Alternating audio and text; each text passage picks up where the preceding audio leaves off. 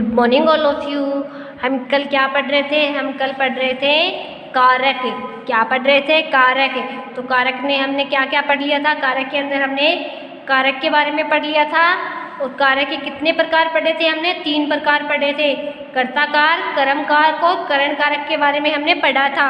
Okay, और आज हम क्या पढ़ेंगे? आज हम नेक्स्ट प्रकार संप्रदान कारक के बारे में पढ़ेंगे। किसके बारे में पढ़ेंगे? कारक के बारे में पढ़ेंगे। ओके, कारक कितने प्रकार के होते हैं? कारक 8 प्रकार के होते हैं। तो 3 प्रकार हमने पढ़ लिए। आज हम चौथा प्रकार पढ़ेंगे इसका। तो चौथा प्रकार को क्या है इसका? चौथा प्रकार है इसका संप्रदान कारक। क्या है? संप्रदान कारक। ओके, तो संप्रदान कारक क्या होता है? संप्रदान कारक किसे कहते हैं इसके बारे में हम पढ़ रहे हैं। जिसके लिए किसी क्रिया को किया जाता है। संप्रदान कारक क्या होता है? जिसके लिए किसी क्रिया को किया जाता है उसे संप्रदान कारक कहते हैं। जिसके लिए किसी क्रिया को किया जाता है उसे संप्रदान कारक कहते हैं। संप्रदान कारक किसे कहते हैं? जिसके लिए किसी क्रिया को किया जाता है उसे संप्रदान कारक कहते हैं। इसका चिन्ह के लिए है। इसका चिन्ह क्या है? के लिए है। जिसके लिए किसी क्रिया को क्या किया जाता है? क्रिया को किया जाता है उसे संप्रदान कारक कहते हैं। इसका चिन्ह क्या है? इसका चिन्ह के लिए है। जैसे वह अपने भाई के लिए अमरूद लाया। जैसे वह अपने भाई के लिए अमरूद लाया। तो इसमें संप्रदान कारक क्या है?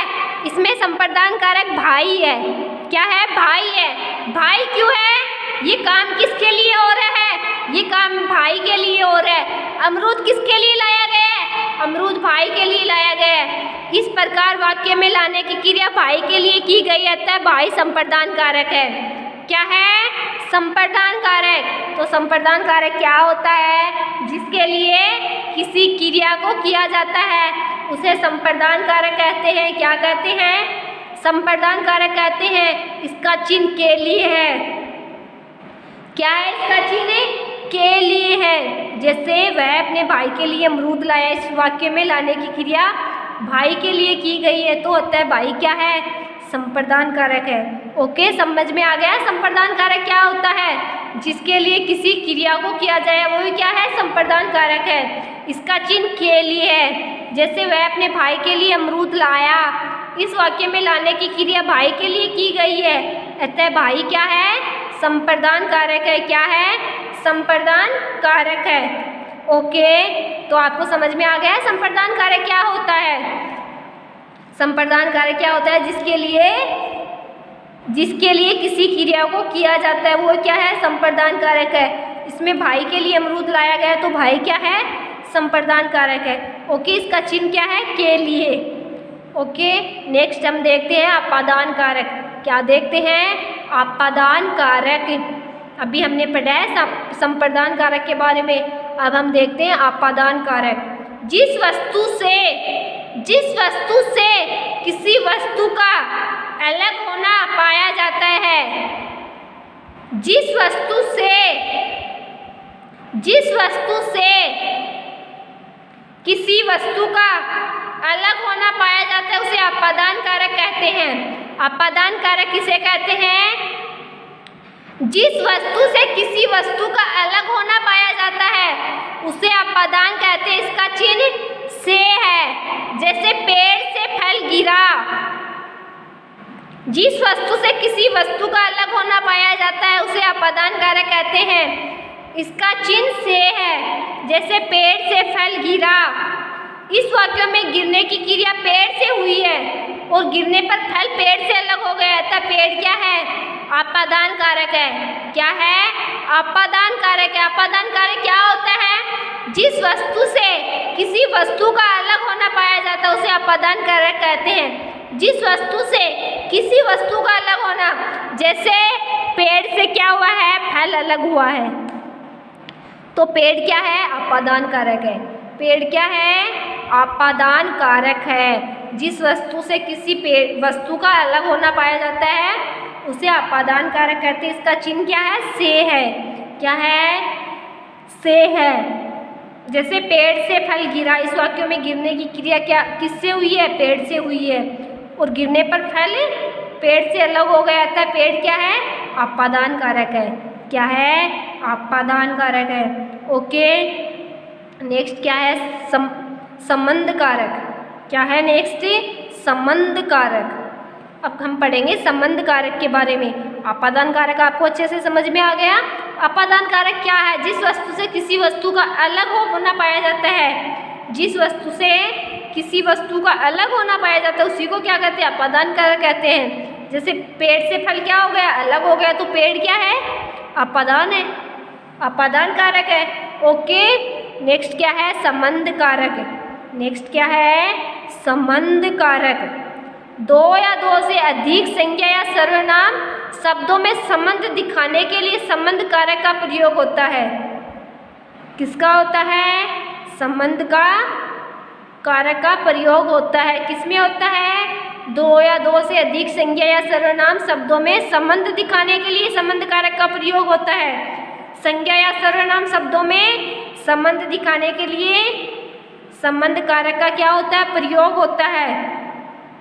इसके चिन्ह का, की, के, रा, री, रे हैं। जैसे सुधीर मेरा भाई है, सुधीर मेरा भाई है। इस वाक्य में सुधीर का मुझसे संबंध दिखाया गया है, अतः मैं मेरा संबंध कारक है। मैं और मेरा क्या है? संबंध कारक है। ओके, सुधीर मेरा भाई है। इस वाक्य में सुधीर का मुझसे क्या दिखाया गया है? संबंध दिखाया गया है, अतः मैं मेरा संबंध कारक है। दो या दो से अधिक संज्ञा या सर्वनाम शब्दों में संबंध दिखाने के लिए संबंध कारक का प्रयोग होता है। किसका प्रयोग होता है? किस लिए होता है? संबंध दिखाने के लिए संबंध कारक का प्रयोग होता है।